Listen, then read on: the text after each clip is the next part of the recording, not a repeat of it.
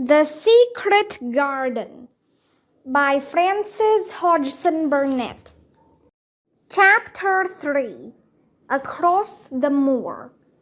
She slept a long time, and when she awakened, Mrs. Medlock had bought a lunch basket at one of the stations, and they had some chicken and cold beef and bread and butter and some hot tea. The rain seemed to be streaming down more heavily than ever, and everybody in the station wore wet and glistening waterproofs. The guard lighted the lamps in the carriage, and Mrs. Medlock cheered up very much over her tea and chicken and beef. She ate a great deal, and afterward fell asleep herself, and Mary sat and stared at her, and watched her fine bonnet slip on one side until she herself fell asleep once more in the corner of the carriage, lulled by the splashing of the rain against the windows.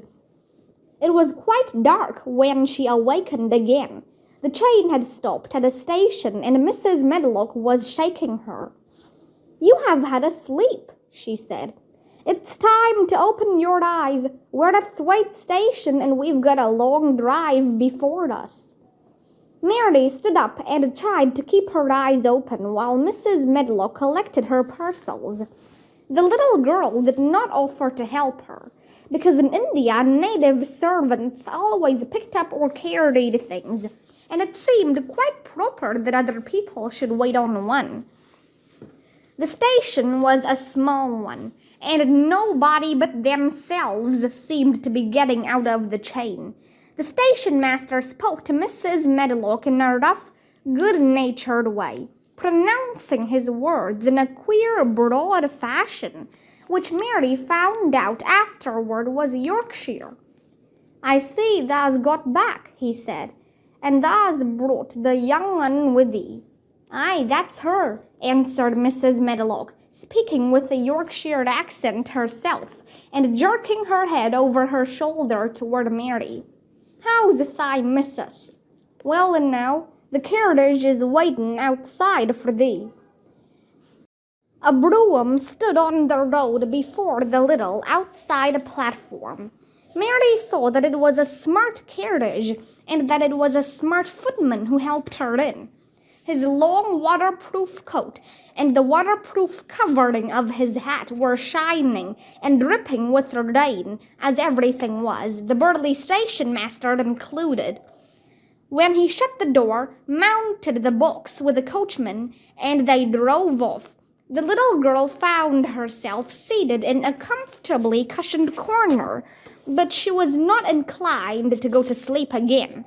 She sat and looked out of the window, curious to see something of the road over which she was being driven to the queer place Mrs. Medlock had spoken of. She was not at all a timid child, and she was not exactly frightened, but she felt that there was no knowing what might happen in a house with 100 rooms nearly all shut up, a house standing on the edge of a moor. "What is a moor?" she said suddenly to Mrs. Medlock. "Look out of the window in about 10 minutes and you'll see," the woman answered. "We've got to drive 5 miles across Missel Moor before we get to the manor. You won't see much because it's a dark night, but you can see something." Mary asked no more questions, but waited in the darkness of her corner, keeping her eyes on the window. The carriage lamps cast rays of light a little distance ahead of them, and she caught glimpses of the things they passed. After they had left the station, they had driven through a tiny village, and she had seen whitewashed cottages and the lights of a public house. Then they had passed a church and a vicarage and a little shop window or so, in a cottage with toys and sweets and odd things set out for sale. Then they were on the high road, and she saw hedges and trees. After that there seemed nothing different for a long time, or at least it seemed a long time to her.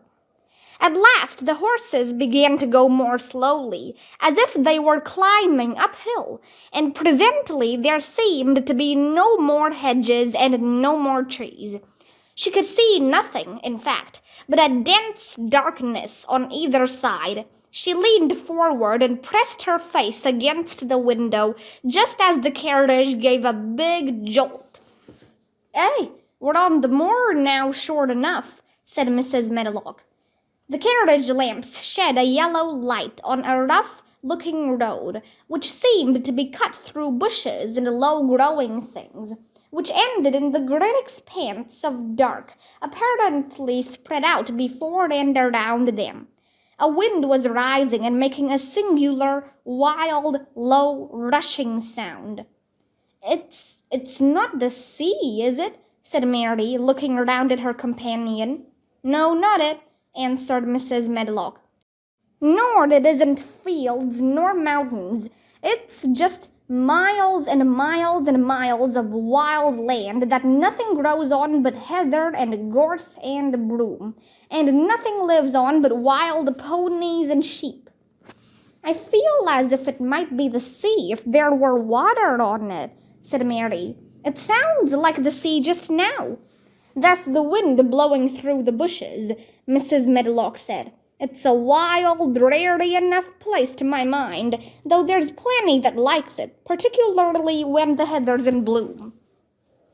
On and on they drove through the darkness, and though the rain stopped, the wind rushed by and whistled and made strange sounds. The road went up and down, and several times the carriage passed over a little bridge beneath which water rushed very fast, with a great deal of noise. Mary felt as if the drive would never come to an end, and that the wide, bleak moor was a wide expanse of black ocean, through which she was passing on a strip of dry land. "I don't like it," she said to herself. "I don't like it." And she pinched her thin lips more tightly together. The horses were climbing up a hilly piece of road when she first caught sight of a light. Mrs. Medlock saw it as soon as she did and drew a long sigh of relief. "Hey, I am glad to see that bit of light twinkling," she exclaimed. "It's the light in the lodge window. We shall get a good cup of tea after a bit, at all events." It was after a bit, as she said, for when the carriage passed through the park gates, there was still 2 miles of avenue to drive through, and the trees, which nearly met overhead, made it seem as if they were driving through a long, dark vault. They drove out of the vault into a clear space and stopped before an immensely long but low-built house, which seemed to ramble round a stone court. At first, Mary thought that there were no lights at all in the windows, but as she got out of the carriage, she saw that one room, in a corner upstairs, showed a dull glow. The entrance door was a huge one, made of massive, curiously shaped panels of oak studded with big iron nails and bound with great iron bars.